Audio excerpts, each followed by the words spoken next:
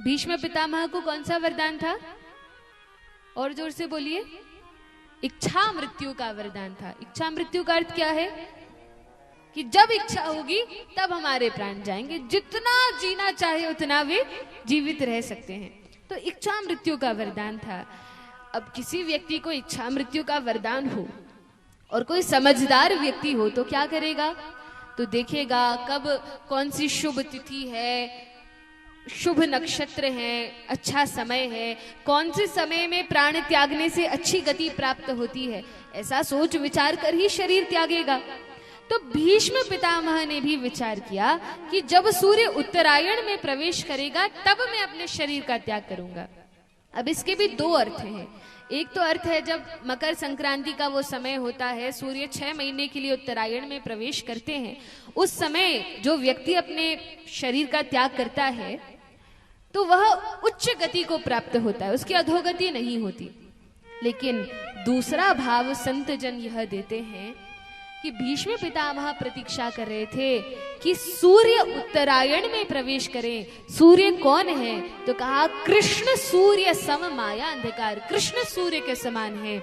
और वे प्रतीक्षा कर रहे थे कब कृष्ण रूपी सूर्य उत्तरायण अर्थात उत्तरा के गर्भ में प्रवेश करके पांडवों के अंतिम अंश परीक्षित की रक्षा करें, और तब यह निश्चित हो जाएगा कि पांडव वंश हस्तिनापुर सुरक्षित है।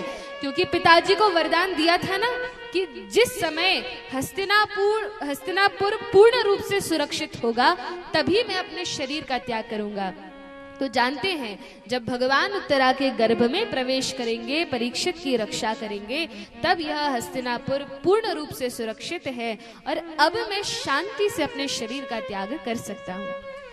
अब प्रतीक्षा कर रहे थे कि कब भगवान आए, भगवान का दर्शन हो और मैं अपने शरीर को त्यागूं। मृत्यु के समय व्यक्ति का जो भाव होता है, जो चिंतन होता है, जो उसके मन में चल रहा होता है, उसी के अनुसार, उसी के अनुरूप उसको अगला जीवन प्राप्त होता है। और यदि अंत समय में भगवान का स्मरण हो अथवा भगवान का दर्शन हो अथवा भगवान का नाम कानों में पड़ रहा हो तो क्या होता है? तो कहा अंत काले चमामेव स्मरण मुक्त्वा कलेवरम यह प्रयाति समद्भावम याति नास्त्रयत्र संशयः।